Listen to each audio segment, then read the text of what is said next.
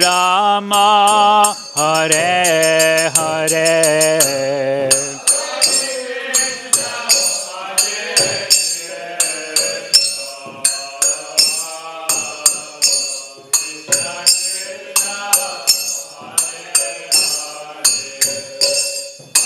Hare Rama, Hare Rama,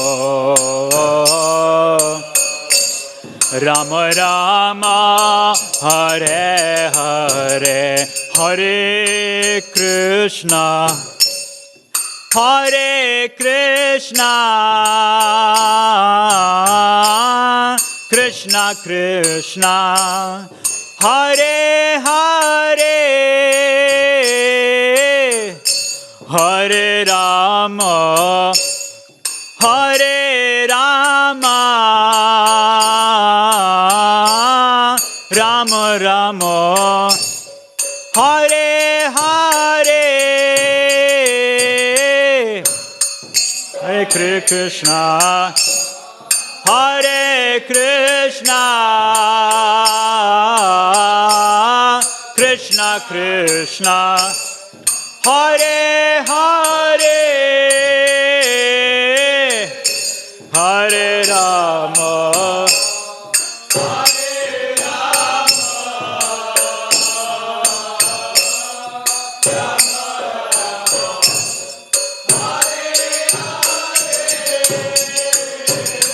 Hare Krishna, Hare Krishna,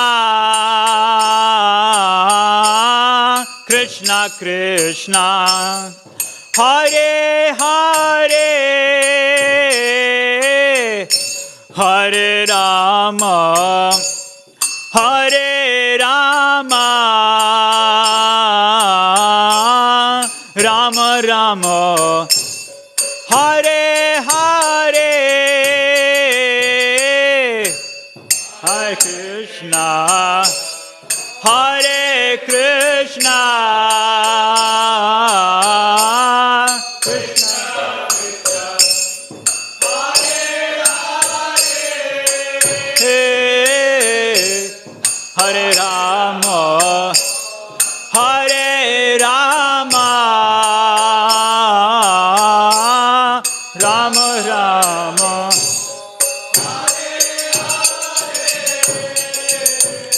Hare Krishna, Hare Krishna, Krishna Krishna, Hare Hare, Hare Rama, Hare Rama, Rama Rama, Hare Hare,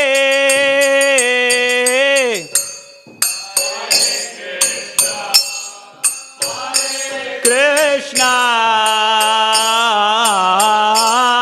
Krishna Krishna,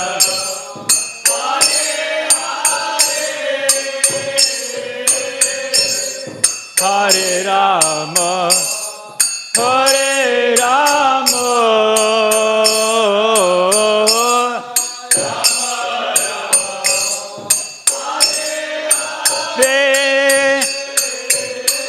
Hare Krishna, Hare Krishna, Krishna Krishna, Hare Hare, Hare Rama, Hare Rama, Rama Rama, Hare Hare, Hare Krishna, Hare Krishna, Krishna Krishna,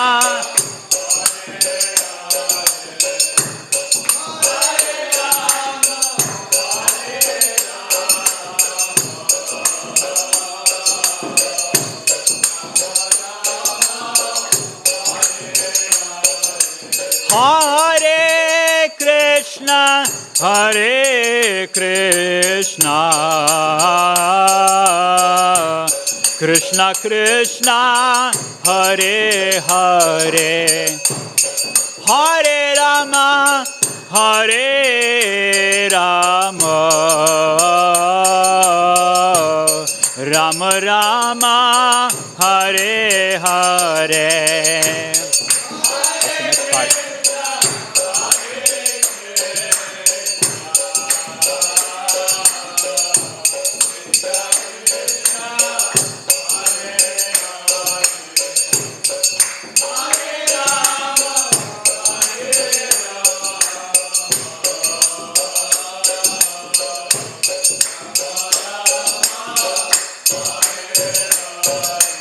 Hare Krishna, Hare Krishna, Krishna Krishna, Hare Hare, Hare Rama, Hare Rama, Rama Rama, Hare Hare Krishna,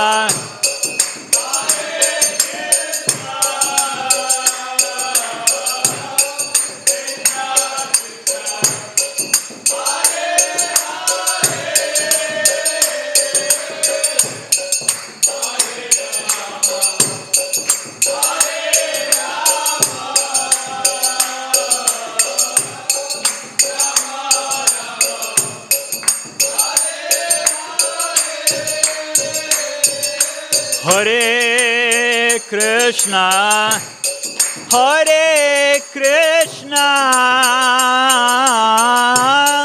Krishna Krishna, Hare Hare, Hare Rama, Hare Rama, Rama Rama, Hare Hare Krishna,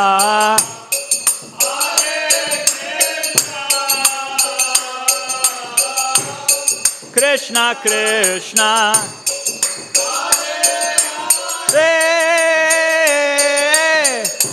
Hare Rama, Hare Rama,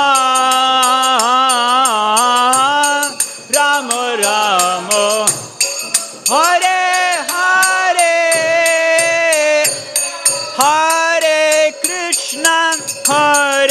Krishna, Krishna Krishna, Hare Hare, Hare Rama, Hare Rama, Rama Rama, Hare Hare, Hare Krishna,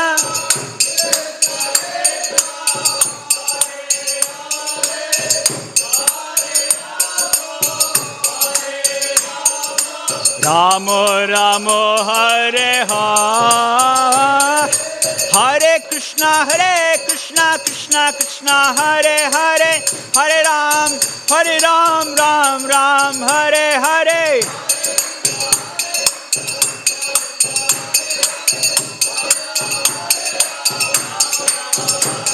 Hare Krishna, Krishna Krishna, Hare Hare, Hare Ram, Ram Ram, Hare Hare.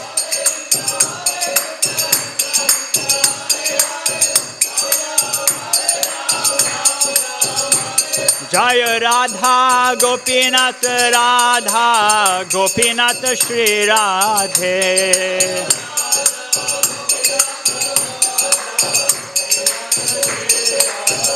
Jaya Prabhupada, Jaya Prabhupada, Jaya Prabhupada, Jaya Prabhupada.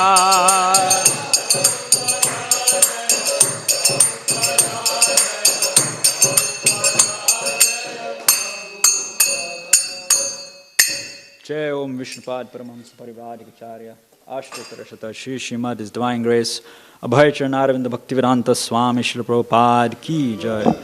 Jai Om Vishnupad Paramahamsa Parivrajacharya Ashtatarashata Shri Srimad His Divine Grace Srila Bhakti Siddhanta Saraswati Thakur Maharaj Prabhupada Ki Jai Samaveta Gaur Bhakta Vrinda Ki Jai Grantaraj Srimad Bhagavatam Ki Jai Jai Nitai Gaur Premanande.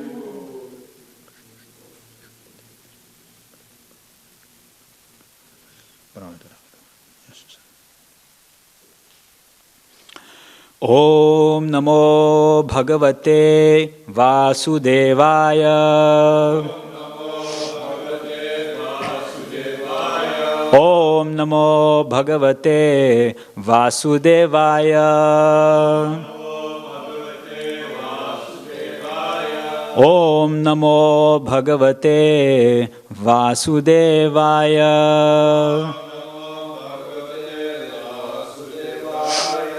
Today we're reading from Canto 2, Chapter 4, The Process of Creation, Text 23.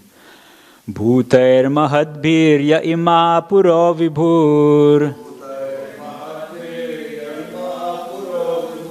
Bhutair mahadbhirya ima puro vibhur. Nirmaya shete yadamushu purushaha. Nirmaya shete yadamusha purushaha. Bhungte gunansho dashasho dashatmaka.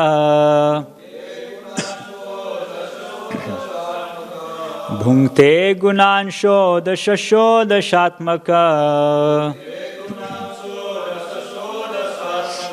Solang krishishta bhagavan vachamsi me. Solang krishishta bhagavan vachamsi me. Bhutair mahadbhirya ima puro vibhur. Nirmaya shete yadamushu purushaha. Bhungte gunansho dashasho dashatmaka. Solang krishishta bhagavan vachamsi me. Bhutair mahadbhirya ima puro vibhur. Nirmaya shete yadamusha purusha. Bhungte gunansho dashasho dashatmaka. Solang krishishta bhagavan vachamsi me.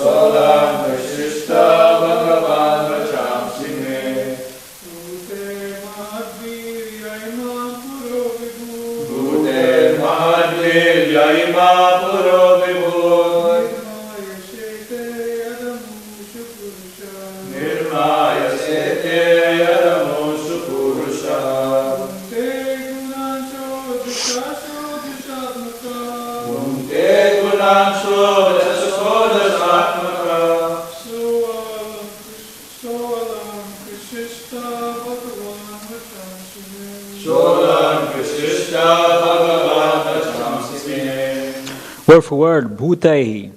by the elements, Mahadbihi, of material creation, Yaha, he who, Imaha, all these, Puraha, bodies, Vibhuhu, of the Lord, Nirmaya, for being set up, Shete, lie down, Yatamushu, one who incarnated, Purushaha, Lord Vishnu, Bhunkte, causes to be subjected, Gunan, the three modes of nature, Shodasha, in 16 divisions, Shodasha Atmaka, being the generator of these 16, Saha, he, Alankrishishta, may decorate, Bhagavan, the personality of Godhead, Vachamsi, statements, may, mine. Translation by His Divine Grace, A.C. Bhaktivedanta Swami Srila Prabhupada ki jai. May the Supreme Personality of Godhead, who enlivens the materially created bodies of the elements by lying down within the universe, and who in His Purusha incarnation causes the living being to be subjected to the 16 divisions of material modes, which are His generator, be pleased to decorate my statements.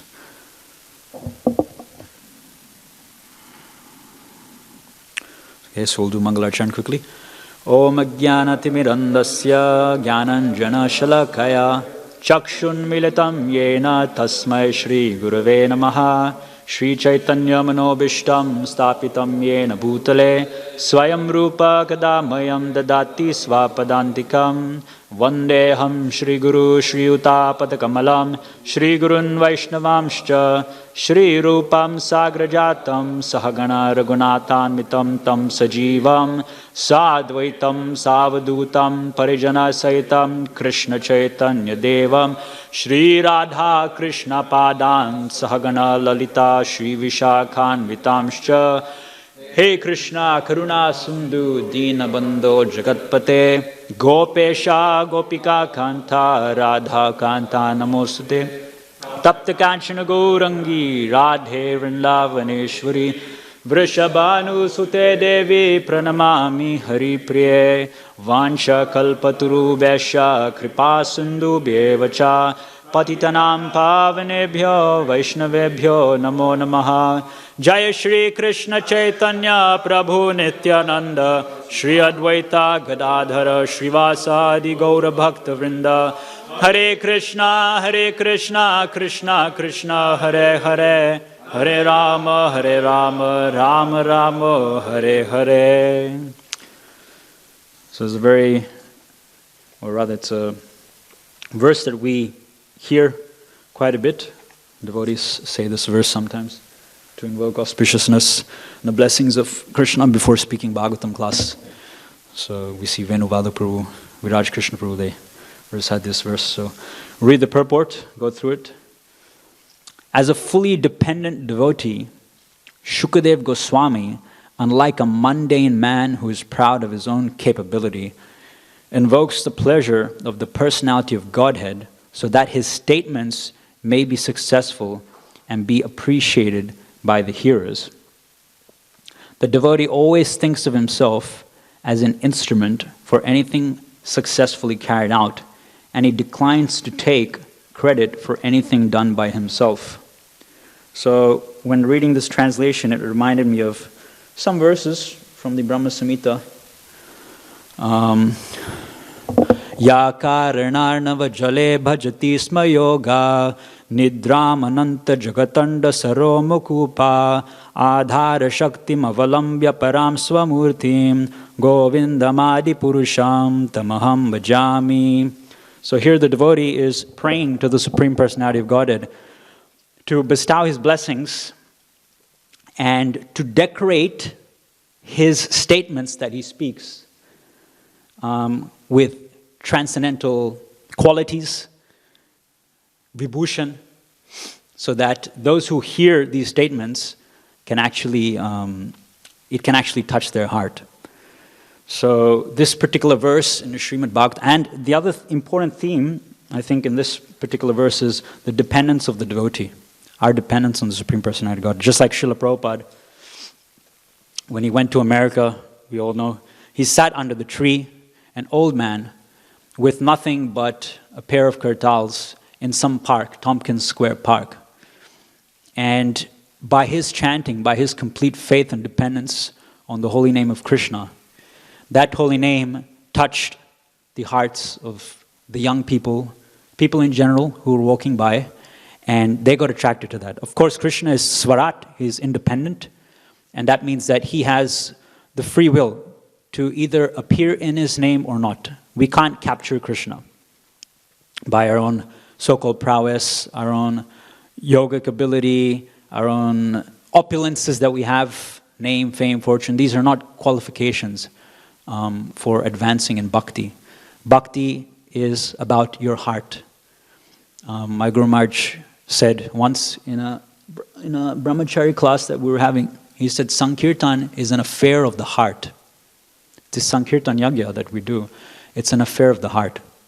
So Krishna is reciprocating with your consciousness, with your state of loving attraction towards him. And sometimes it can be seen quite evidently in Sankirtan that you experience from other people, from other souls, however your state of consciousness is. So if your state of consciousness is low, then you may have a really good day in terms of material results. You may be able to distribute a lot of books. Just one moment.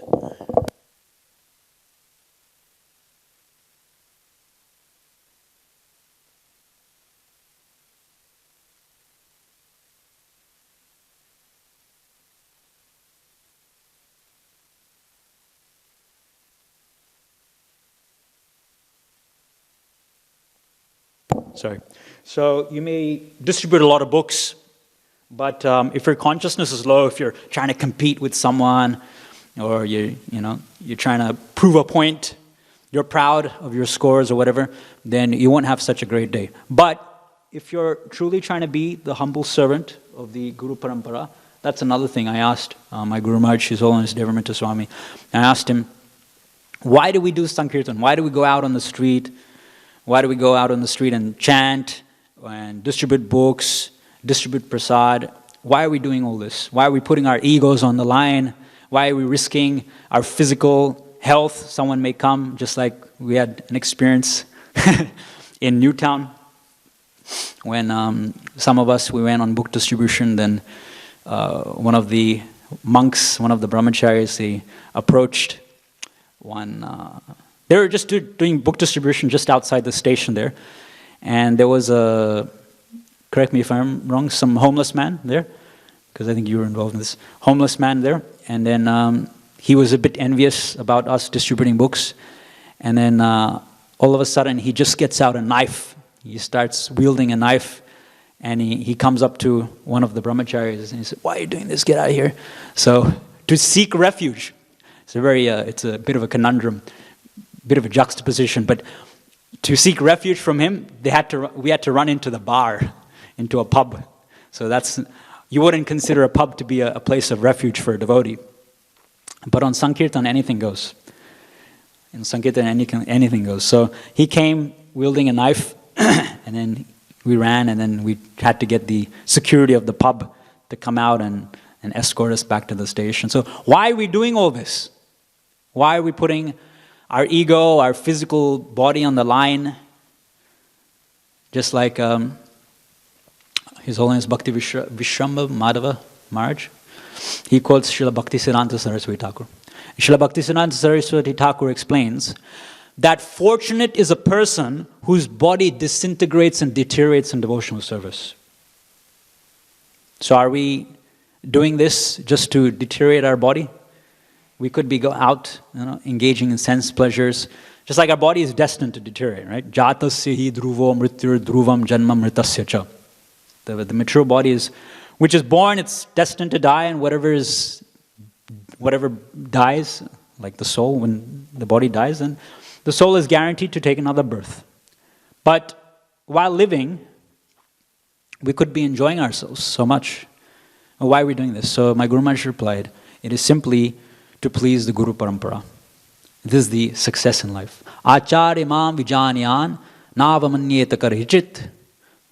Then,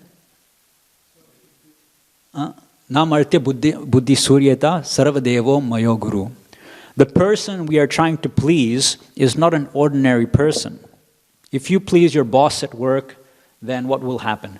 You'll get a nice pay packet, or if your boss is especially pleased with you, then he might give you a raise. So you get some remuneration in that way. If you please another material authority like your teacher, I've experienced it myself. Sometimes the teacher at school, in high school, is favorable towards certain students, so they'll give them some extra marks or something like that. We see that sometimes. Favoritism on the material platform. Or if you please your parents, then, they might, as a young kid, they might buy you a toy or give you some extra pocket money or something like that. But if you please Srila Prabhupada, the Acharya is the transparent via medium. We can see Krishna clearly, more clearly, through the focal lens, the clear, transparent focal lens of the Guru. So the Guru is giving us Krishna. And as it's mentioned in the Vedas, that once you have Krishna, you have everything. There's nothing more for you to attain. What is that verse again? One who has Krishna. Yes, it's there in Bhagavad Gita. Srila Prabhupada quotes that in Bhagavad Gita. About knowledge and about achieving Krishna. Second chapter, one of the purports Prabhupada is saying. But anyway, that's the first verse. And that verse from the Brahma Samhita, Adhara Shaktim Avalambya Param Svamurtim. So Krishna is that personality from whom we can receive Adhar, which means support. So here Shukadev Goswami is begging and pleading to the Vaishnavas who have assembled there, as well as the Supreme Personality of Godhead who's lying at the bottom of the ocean, the Garbhodaka ocean, to kindly bestow his blessings upon him so that he can decorate his statements in a way that he may touch the hearts of the hearers of Srimad Bhagavatam. Yasyeka nishvasita kala matavalambya jivanti loma vilaja jagatandanata vishnur mahan sa iha yasya kala vishesho govindamadi purusham tamaham bhajami. Because Krishna is so great. Sometimes we think Krishna, our Gopinath, our Radharani, they're just so small, they're so cute. How can they be the Supreme Personality of Godhead? But Lord Brahma, the greatest personality in our universe, is explaining that even Mahavishnu, who lies on the causal ocean, is just a Kala Vishesha, is just a tiny, insignificant spark, fraction, a plenary portion, but he's just a tiny portion, nevertheless, of Krishna, that cowherd boy. So when I was new to Krishna consciousness, one devotee told me that Krishna is not God who is playing the role of a cowherd boy.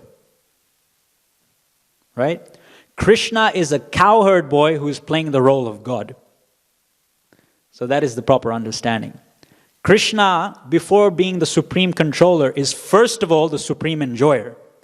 So therefore, Krishna is not God, the supreme controller, playing the role of the supreme enjoyer. Krishna is the supreme enjoyer who is playing the role of the supreme controller, God. So Krishna is engaged in his pastimes. Ananda chinmaya rasatmataya manasu ya praninam pratifalam smaratam upetya leelayatena bhuvanani jayati yajasram govindamadi purusham tamaham bhajami. Krishna's pastimes are so great that he comes down just to attract the living entities. Ya praninam, all the pranis, all the conditioned souls, smaratam. His pastimes, he makes it very attractive so that when the conditioned souls hear of his pastimes or even witness his pastimes, they get ingrained in our consciousness so that we can smaratam, so that we can remember them. And just by remembering Krishna's pastimes, Janma karma cha me divyam evam yo veti tatvata taktva deham puna janma naiti mamiti sarjana, we get the opportunity to fulfill life's mission. Krishna, or rather Srimad Bhagavatam says, I believe it's in the second canto, I forgot the exact verse, but there it's explained that Krishna actually doesn't like us to be in the material world. So Krishna gives us the facility but to enjoy in the material world separately from him, but he doesn't actually enjoy, like, or want the material world to exist. What to speak of us, the conditioned souls who are trying to exploit and enjoy the material resources. So he doesn't want that. So he wants us to come back to him, back to Godhead, and therefore he supplies us with Srimad Bhagavatam. He supplies us contact.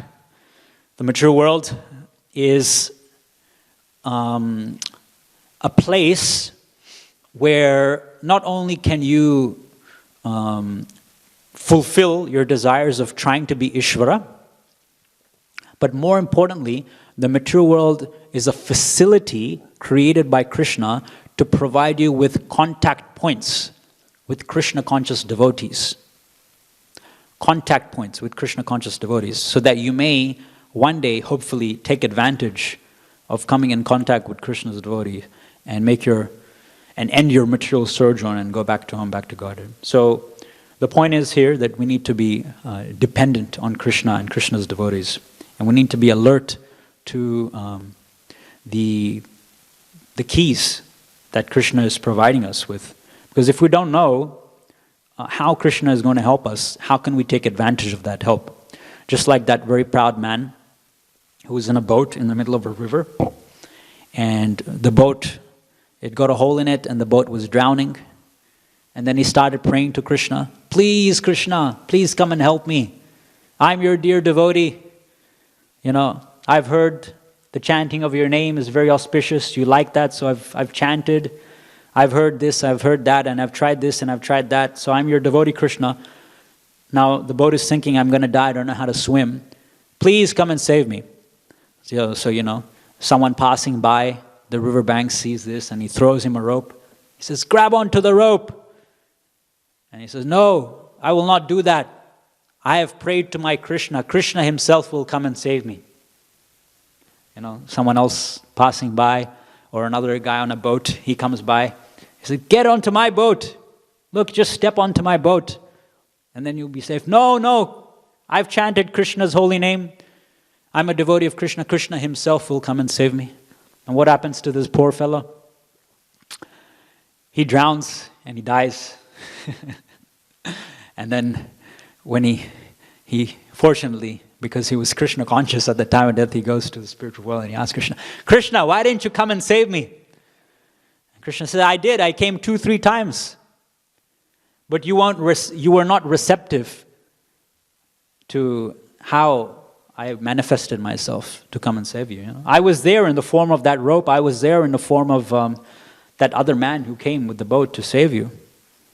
Just like Ganesham Prabhu is mentioning in the Mahaprakash Leela of Chaitanya Mahaprabhu, when he's detailing to his devotees, his intimate devotees, about how he manifested himself in their devotional life, there he tells Haridas Thakur, when he was beaten in, was it 22 marketplaces?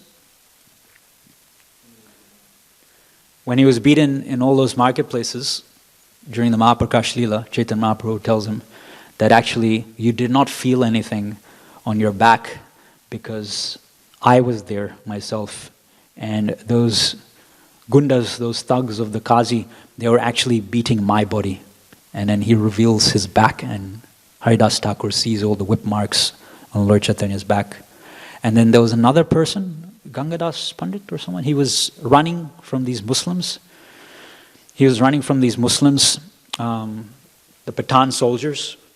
And then he came to a dead end because there was a river there.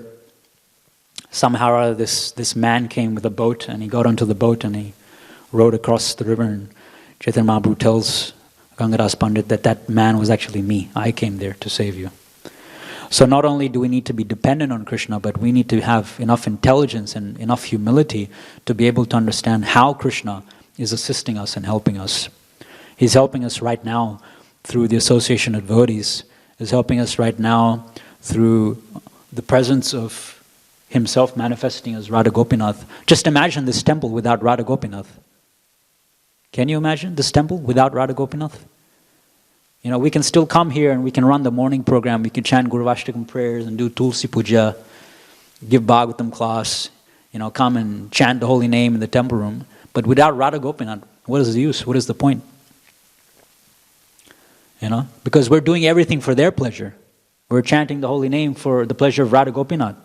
We're giving Bhagavatam class for the pleasure of Radha Gopinath. We're dancing in the temple room for the pleasure of Radha Gopinath. But if the person, Radha Gopinath, who is not different to Krishna, Swayam Rup Krishna, is not there in the temple room, then what is the use? We're not worshippers of some impersonal Brahman. Yes, Krishna is everywhere. He's in everything.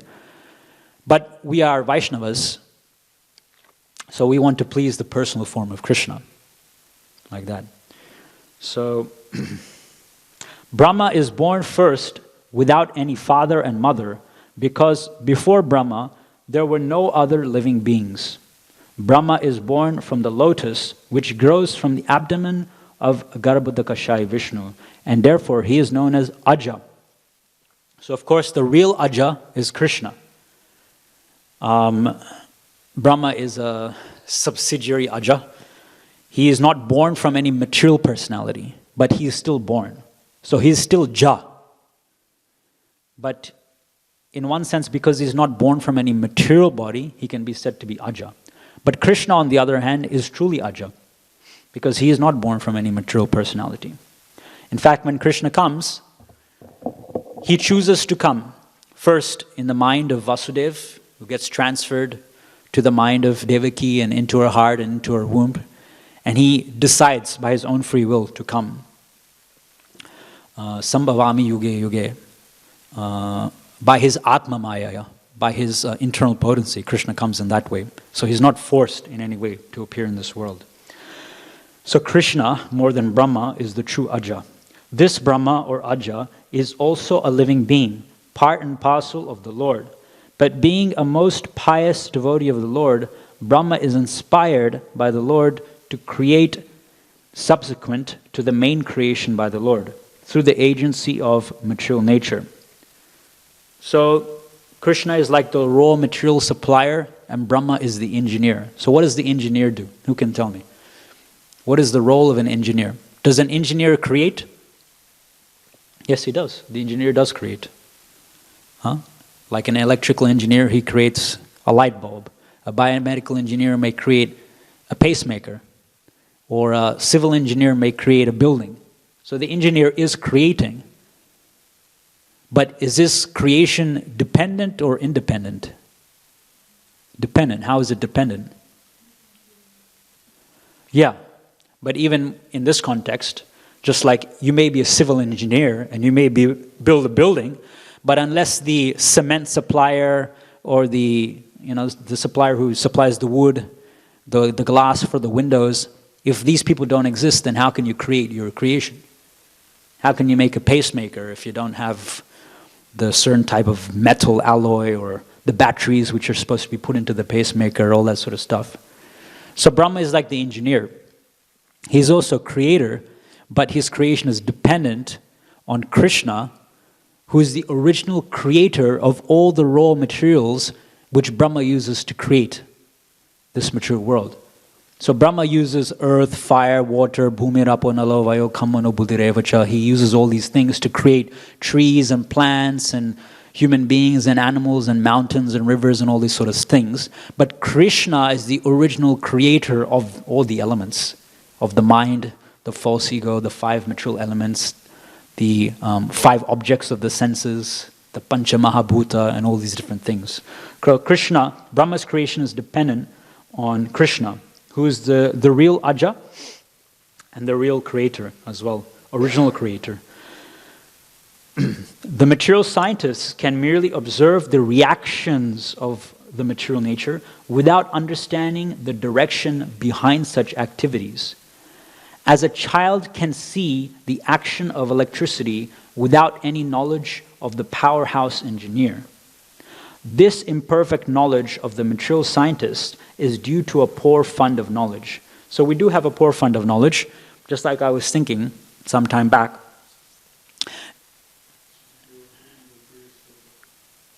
Oh. Thank you. Okay. The godless atheist wants to take all credit for activities, not knowing that even a blade of grass cannot move without the sanction of the Supreme Spirit, the personality of Godhead. Shukadev Goswami therefore wants to move by the direction of the Supreme Lord, who inspired Brahma to speak the Vedic wisdom. The truths described in the Vedic literatures are not theories of mundane imagination, nor are they fictitious, as the less intelligent class of men sometimes think. The Vedic truths are all perfect descriptions of the factual truth, without any mistake or illusion. And Shukadev Goswami wants to present the truths of creation not as a metaphysical theory of philosophical speculation, but as the actual facts and figures of the subject, since he would be dictated by the Lord exactly in the same manner as Brahmaji was inspired. Tesham satadiyuktanam bhajatam pritipurvakam dadami buddhiyogam tam yenamam upayanti te. So because Shukadev Goswami was surrendered and also favorably inclined towards pleasing Krishna, Krishna from within, here Srila Prabhupada is mentioning that Shukadev Goswami's dictations are not coming from himself, but they're coming directly from Krishna. And we see Srila Prabhupada said the exact same thing as well. That Krishna was telling him what to write, and Srila Prabhupada was simply being used as an instrument. Particularly he said this about the 5th canto of Srimad Bhagavatam, which is a little mind-blowing for us to comprehend with our tiny imagination. Now if you consider, sometimes the cosmologists, the astrophysicists, the scientists in general, they may say, for example, our entire universe comprises of something like 90 or 98% of dark matter. Right? And the other 2% is matter that we can perceive and see. And they even give sometimes different models, different theories that our universe is an expansionary model, our universe is a contractionary model, our universe is so big, our universe is so old, like they're actually have put an age for our universe. They say it's something like 13.29 billion years old. Right? Now if you have a piece of pizza, or let's say if you have a whole pizza, and if you have a whole pizza, and if I take randomly a little piece of that pizza, just a tiny morsel of that pizza, and I give that to you, if you have that morsel of pizza, can you tell by that morsel how big the original pizza was? You can't. It's not possible. So similarly, by our limited sense perception, I mean, please, we can't even see the back of our head without the help of 2 mirrors. What to speak of, dictating boldly to the people in general how old our universe is, or, how wide or how big our universe is. It's not possible. So we're dealing with a little slice of pizza, not even a slice, just a morsel, a randomly cut morsel of pizza. And we're trying to give theories about how big the original pizza is. It's not possible. That's why we need the help of people like Shukadev Goswami, who are not speaking by themselves, but are speaking, being inspired by the person who made that pizza. Krishna. Because only Krishna knows how big that pizza is. Right? As stated in the Bhagavad Gita 15:15, the Lord is himself the father of Vedanta knowledge, and it is he only who knows the factual purport of the Vedanta philosophy. So there is no greater truth than the principles of religion mentioned in the Vedas. Such Vedic knowledge or religion is disseminated by authorities like Shukadev Goswami, because he is a humble devotional servitor of the Lord and who has no desire to become a self-appointed interpreter without authority. This is the way of explaining the Vedic knowledge, technically known as the parampara system, or the descending process. So, Srila Prabhupada's special qualification was that even though he's the transcriber of immense Vedic literature, right? More than 80 volumes of books. Srila Prabhupada is not proud. He's very humble. And it reminds me of one story of Srila Prabhupada. Srila Prabhupada was one day sitting in his room. He was sitting on either a pillow or a mattress. He was sitting. And one of his servants was on the ground, sitting on the ground next to Srila Prabhupada. And there was a little bug on the floor. And this bug was crawling along the floor, and Srila Prabhupada was looking at it, and his servant was looking at it as well. And slowly but surely, this bug climbed onto the pillow that Srila Prabhupada was sitting as well. And his servant, he tried to get it away, because it'd be a distraction to his spiritual master. But what did Srila Prabhupada do? He hit his pillow that he was sitting on, of course not on the insect, but on the side of it. So he hit like that, so that it created some vibrations, and so the insect fell back onto the floor.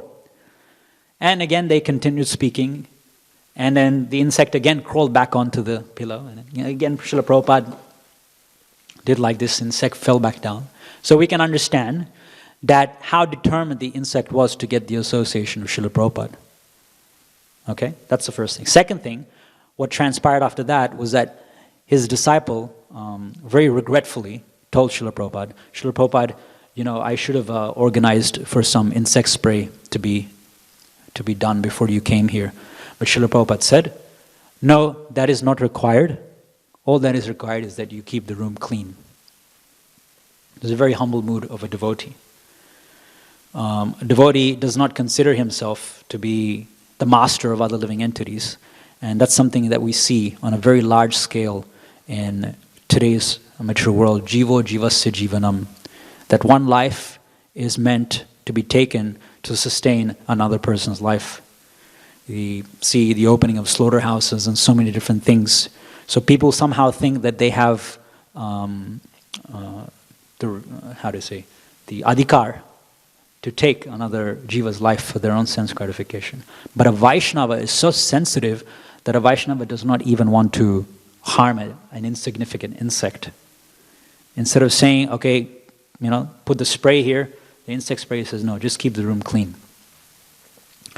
Srila Bhaktivinoda Thakur prays in a song to be born as simply an insignificant insect in the house of a Vaishnava.